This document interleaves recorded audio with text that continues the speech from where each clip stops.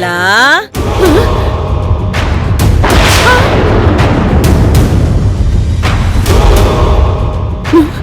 కాకి రుక్మిణి ఇద్దరు ఉన్నారు.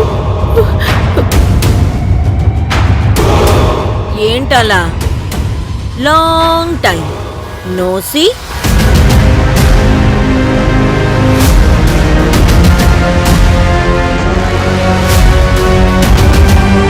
కాకి నువ్వు మళ్ళీ వచ్చేసావా? నిన్ను వదిలి నేనెక్కడికి వెళ్తాను అలా నేను వీడని నీడను నేనే కలగాలగా నిన్ను వీడనే అలా టింగ్ టింగ్. చిత్తినమ్మ జీవితం. పూర్వ జన్మలో ఎవరినో పొడిచి చంపుంటాను. అందుకే ఈ జన్మలో వీళ్ళంతా నన్ను మాటలతో పొడిచి హింస పెడుతున్నారు. మైండ్ వాయిస్ వేసుకున్నది చాలు, పైకి రా. నీకోసం మా రుక్మిణి అక్క 1000 కళ్ళతో ఎదురు చూస్తుంది. పైకి రావే రా. వస్తున్నా.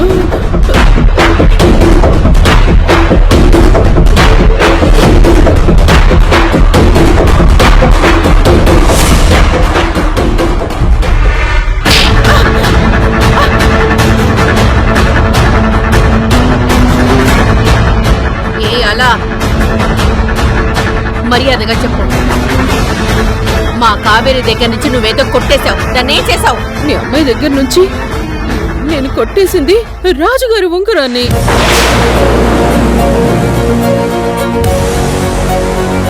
అది ఇప్పుడు నా దగ్గర లేదు. అలా ఆ ఉంగరంతో ఏం చేద్దాం అనుకున్నావే? బంగారం ఉంగరం దొరికితే ఎవరైనా ఏం చేస్తారు? అమ్మేద్దాం అనుకుంటారు. కానీ ఇంతలోనే అది పోయింది. నేను నమ్మను. నిజం చెప్పు మర్యాదగా. నిజం చెప్పినా నమ్మకుండా నిజం చెప్పు అంటే నేనేం చెయ్యను. అలా అది చాలా చెడ్డ ఉంగరం అంట. అది నీ దగ్గర ఉండడం మంచిది కాదంట. మర్యాదగా తగ్గించేయ్. అయ్యో రుక్మిణమ్మ, నీకు దండం పెడతాను. నిజంగానే ఆ ఉంగరం నా దగ్గర లేదు. వేషాలు వేస్తున్నావా? వేషాలు? నా సంగతి నీకు తెలుసుగా. అడ్డంగా నరికేస్తాను. అలా ఆ ఉంగరం కోసం కావేరి ఎంతో టెన్షన్ పడుతుంది. మర్యాదగా దాన్ని ఇచ్చేయి. ఇదిగో అలా, నీ కూతురు చదువుకుంటుందని, నీకు మరో గతి లేదని కావేరి నేను ఇంట్లో తీసుకొచ్చి పెట్టింది. అలాంటి దానికి ఇంత ద్రోహం చేస్తావా? నీకు మనస్సాక్షి లేదా? రుక్మిణక్క, ఇలాంటి వాళ్ళకి మాటలతో చెప్తే సరిపోదు. నువ్వు ఇట్రా. అలా నిజం చెప్పకపోతే ఈ రోజు నీకు కాక మాగు.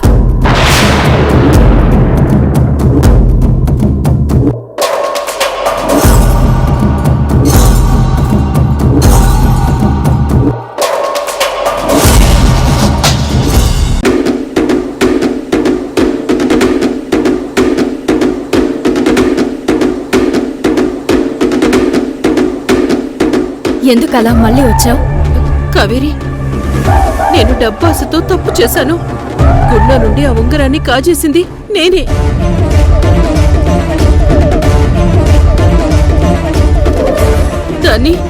దాన్ని నా సంచిలో దాచాను. కానీ అది రుక్మిణమ్మ వాళ్ళ ఇంటికి వెళ్ళినప్పుడు అక్కడ గొడవలో ఎక్కడో పడిపోయింది. నాకు తెలుసు అలా. ఆ రింగ్ నీ దగ్గర లేదు.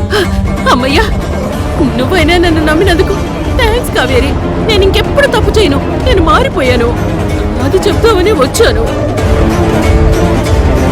కావేరి, దీని నమ్మకు. ఇదెప్పటికీ మారదు. వెంటనే పోలీసులకు అప్పచెప్పు. రావే. ఆగమ్మా, మారానంటుందిగా. ఇంకొక అవకాశం ఇచ్చి చూద్దాం.